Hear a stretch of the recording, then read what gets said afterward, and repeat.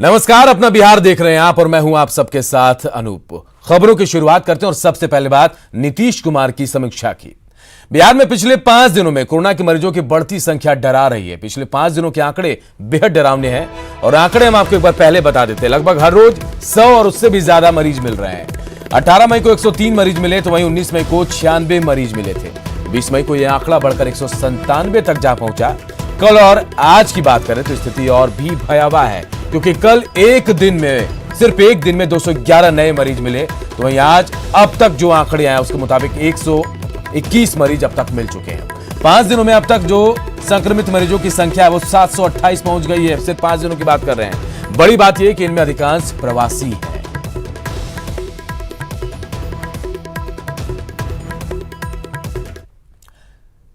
प्रवासी मजदूर quarantine centre पर लगातार सवाल उठा रहे हैं और यही वजह है कि सरकार पूरी तरह से एक्शन में है।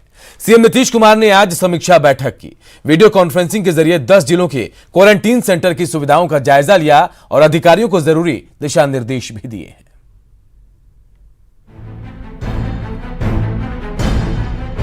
बिहार में दूसरे राज्यों से प्रवासी मजदूरों का आना जारी है। आने वाले कामगारों से कोरोना का संक्रमण न फैले, इसके लिए इन सबको क्वारंटीन सेंटर में रखा जाएगा और लोग क्वारंटीन सेंटर में तभी रहेंगे जब सुविधाएं अच्छी मिलेगी। सुविधा में कोई कमी न हो, इस बात को पुख्ता करने के लिए बिहार के सीएम नीतीश कुमार ने वीडियो कॉन्फ्रेंसिंग के जरिए राज्य के 10 जिलों के क्वारंटीन सेंटर की समीक्षा की। पूर्णिया है, पूर्वी चंपारण है, पश्चिमी चंपारण है, बेगूसराय, गया, रोहतास, मधुबनी, दरभंगा, सीतामढ़ी और शिवहर जिले में जो क्वारंटीन सेंटर बने हुए हैं उसे वीडियो कॉन्फ्रेंसिंग के जरिए खुद वहां की व्यवस्थाओं को देख रहे हैं। सीएम ने हर जिले में बने प्रखंड स्तर के 2-2 क्वारंटीन सेंटर की व्यवस्थाओं को देखा भी है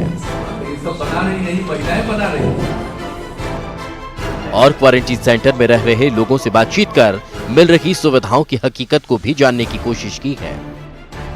कोई दिक्कत तो नहीं महसूस हुई है? नहीं सर, कोई दिक्कत नहीं है। क्वारंटीन सेंटर की सुविधा को लेकर उठाए जा रहे तमाम सवालों के बीच सीएम ने क्वारंटीन सेंटरों की समीक्षा कर विरोधियों के मुंह को बंद करने की कोशिश की।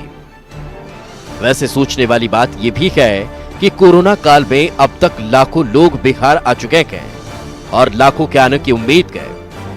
इतने लोगों के रहने और खाने पीने की व्यवस्था करना इतना आसान भी नहीं है। पटना से रवि एस नारायण की रिपोर्ट। और आइए आपको बताते हैं कि सीएम ने बैठक में क्या ऐसे निर्देश दिए जिससे प्रवासियों की उम्मीद बढ़ गई है।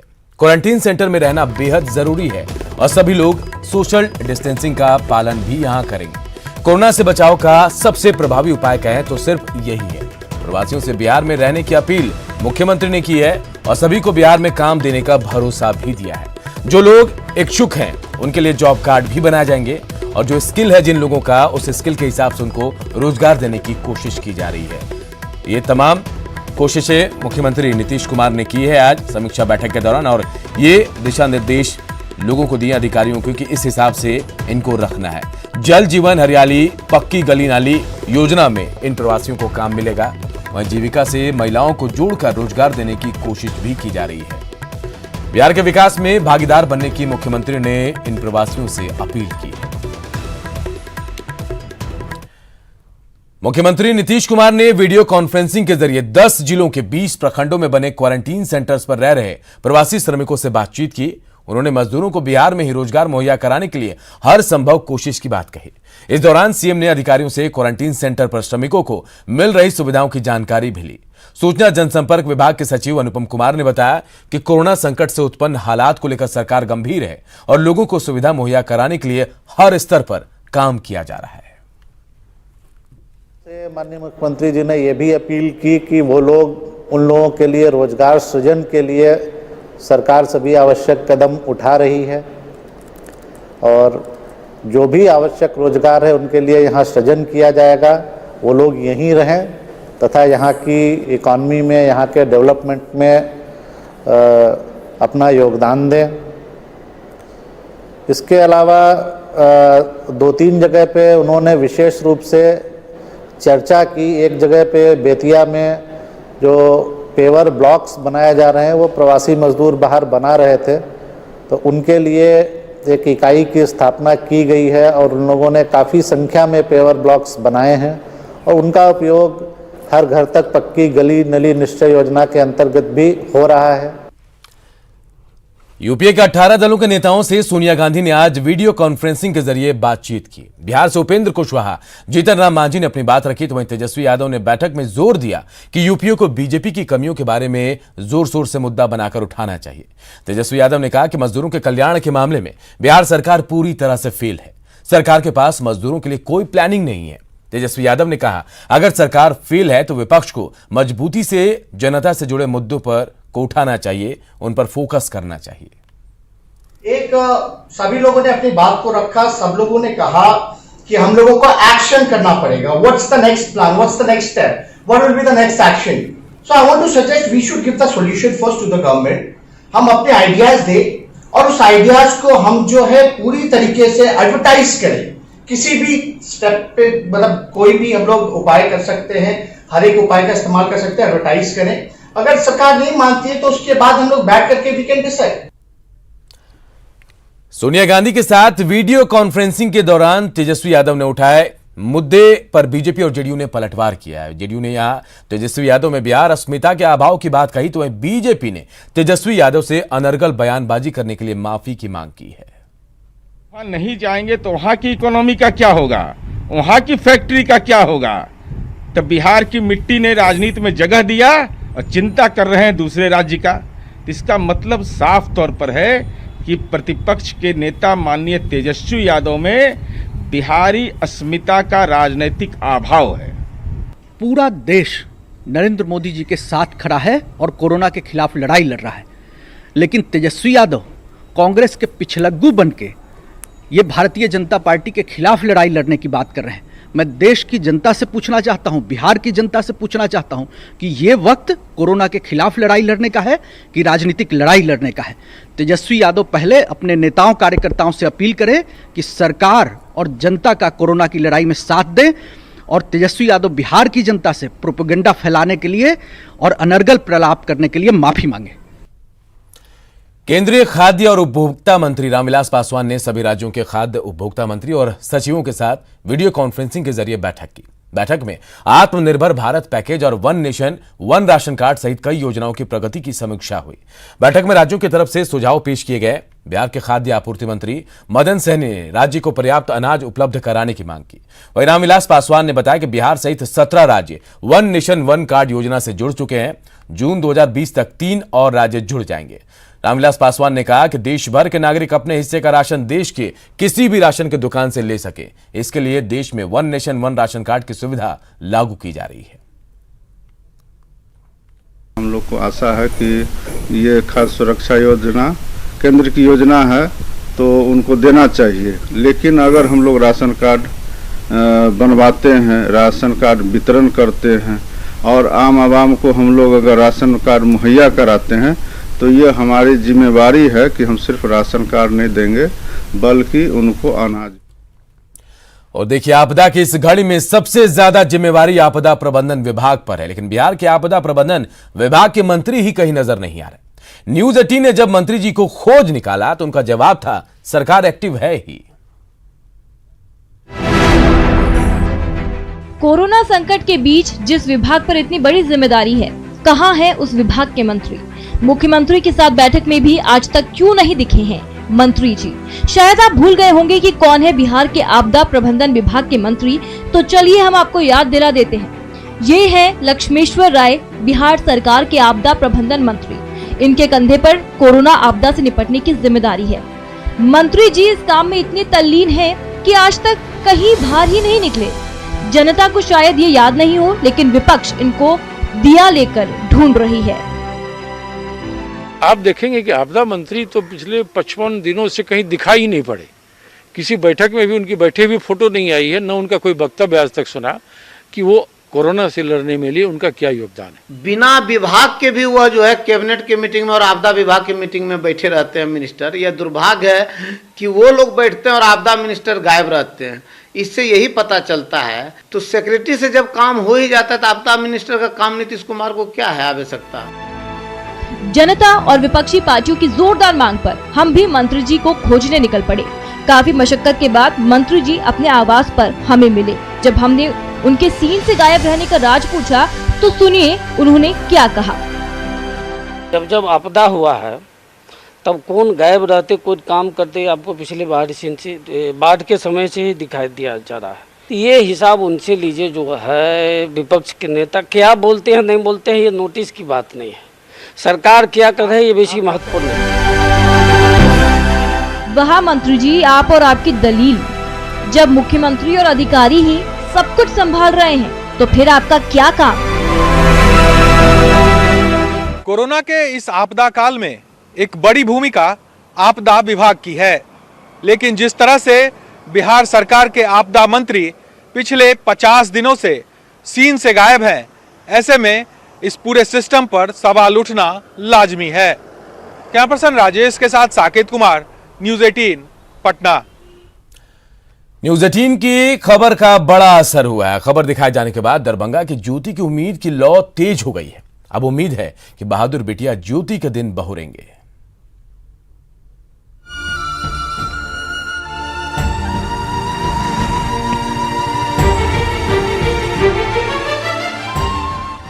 जिम्मेदारियां आपको खींचती भी हैं, पहुंचाती भी हैं। उस सुकून तक जहां ज्योति ने इन्हीं पतले पहियों को घुमा घुमा कर अपने बीमार पिता को घर पहुंचा दिया।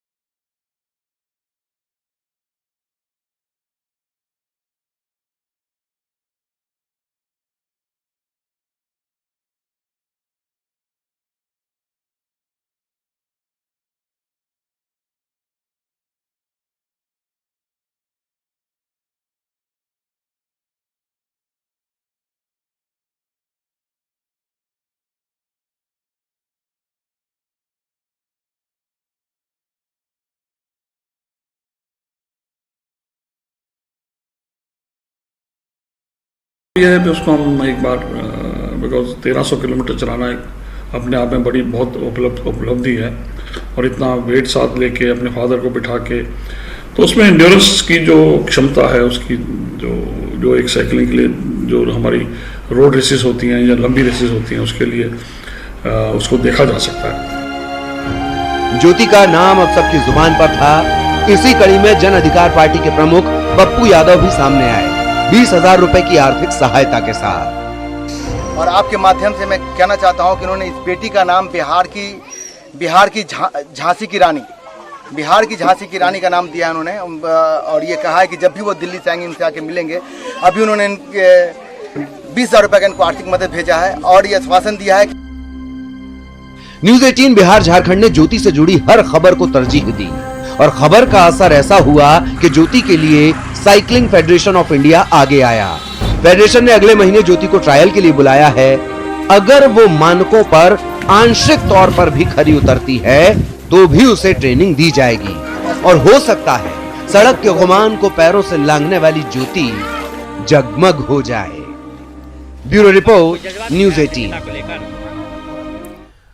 और देखिए इसी ज्योति से जुड़ी एक बड़ी खबर इस वक्त आ रही है। ज्योति की जो प्रशंसा है वो अमेरिका में भी हो रही है। दरभंगा के ज्योति के लिए इवांका ट्रंप का ट्वीट आया है। देखिए इवांका ट्रंप ने ट्वीट किया है।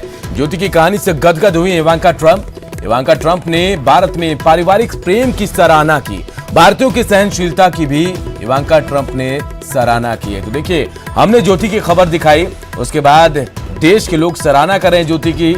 साइकिलिंग फेडरेशन जहां उन्हें दिल्ली बुला रहा है, अब अमेरिका में भी ज्योति की प्रशंसा हो रही है। दरभंगा की ज्योति के लिए इवांका ट्रंप ने ट्वीट किया है। ज्योति की कहानी से गदगद हुई है इवांका ट्रंप।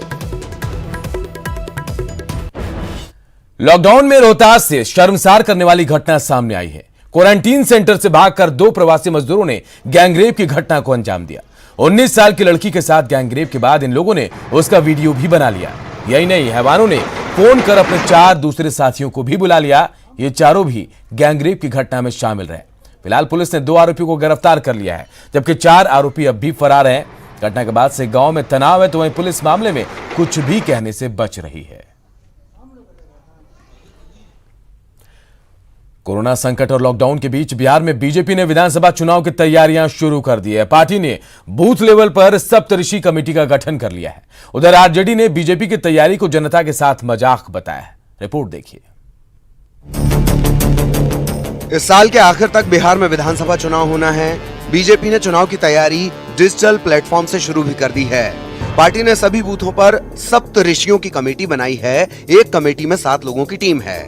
इन सप्तऋषियों से पीएम मोदी 31 मई को मन की बात करेंगे। सप्तऋषि कमेटी में बूथ अध्यक्ष, बूथ महामंत्री, बूथ पालक, बीएलए के अलावा बूथ की महिला, बूथ के युवा और इलाके के वर्चस्व वाली जाति के एक व्यक्ति को रखा गया है। इसके अलावा बूथ के अंदर समाज के महत्वपूर्ण व्यक्तियों को भी जोड़ना है। 7 सदस्यीय टीम, ये सप्तऋषि टीम हमारी बूथ की चिंता करेंगे। जो बूथ पे हमारे जो हर वर्ग के, जो अति पिछड़ा समाज हो, सामान्य समाज हो, अल्पसंख्यक समाज हो, जो बूथ के जो डॉक्टर हो, इंजीनियर हो, प्रबुद्ध वर्ग के लोग हैं, उनको सबको समाहित करके बूथ को मजबूत करना है। बीजेपी की चुनावी तैयारी को बिहार की मुख्य विपक्षी पार्टी आरजेडी ने हास्यास्पद करार दिया। पार्टी प्रवक्ता मृत्युंजय तिवारी ने इसे संकट की घड़ी में जनता के साथ भद्दा मजाक बताया।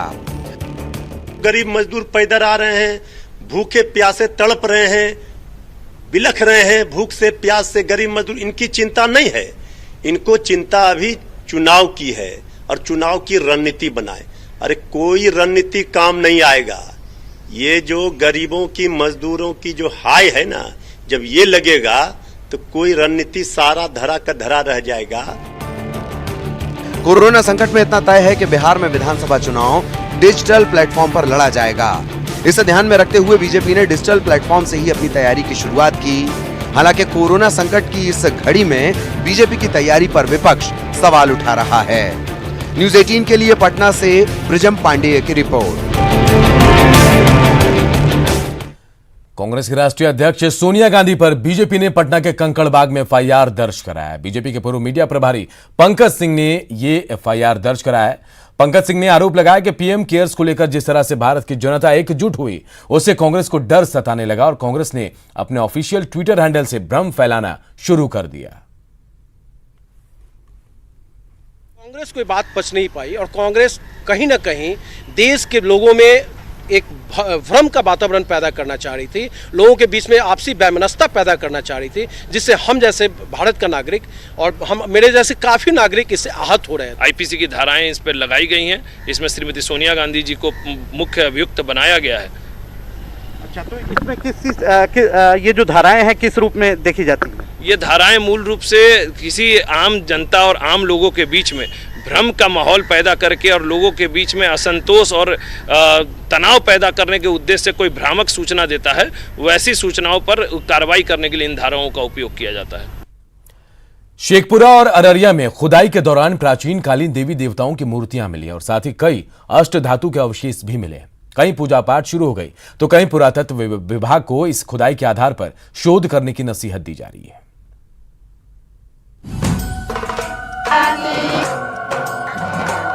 भीड़ हैरान है क्योंकि भगवान प्रकट हुए हैं।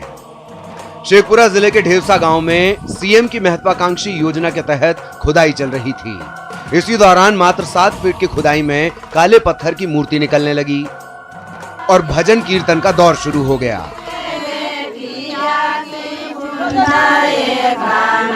हालांकि जानकारी से पुरातत्व विभाग को सौंपने की बात कहते हैं। यदि वहाँ पटना जाने का मौका मिलेगा तो निश्चित है कि उसको जहाँ जहाँ निकला है हम जरूर कहेंगे पुरातत्व विभाग से कि इसका अनुसंधान करिए, शेखपुरा जिला पर विशेष ध्यान दीजिए और इसको सर्च करिए कि इसमें विष्णु भगवान की प्रतिमा कैसे निकल रही है। वहीं अररिया के रेणु गांव में जल जीवन हरियाली के तहत रानी तालाब में खुदाई का काम चल रहा था।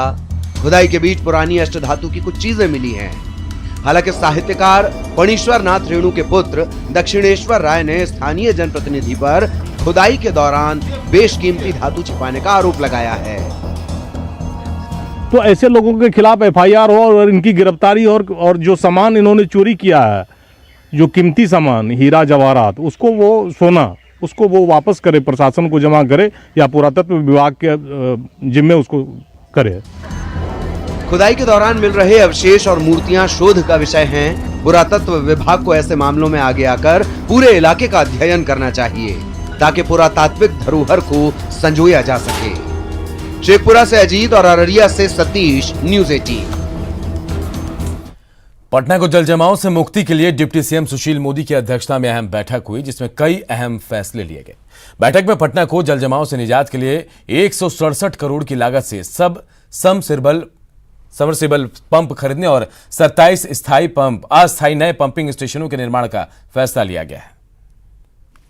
जल जमाव से मुक्ति के लिए जो प्रयास किया जा रहा है उसकी समीक्षा की गई और इस बैठक में यह वो जानकारी मिली कि नगर विकास विभाग ने 167 करोड़ की लागत से जो वर्तमान पंपिंग स्टेशन है उनकी क्षमता वर्धन के लिए 265 vertical submersible CF pump, diesel generator से ट्रॉली माउंटेड डीजल पंप आदि की खरीद का आदेश दिया गया है ताकि जो हमारे वर्तमान जो पंपिंग स्टेशन है उनकी क्षमता वर्धन की जा सके।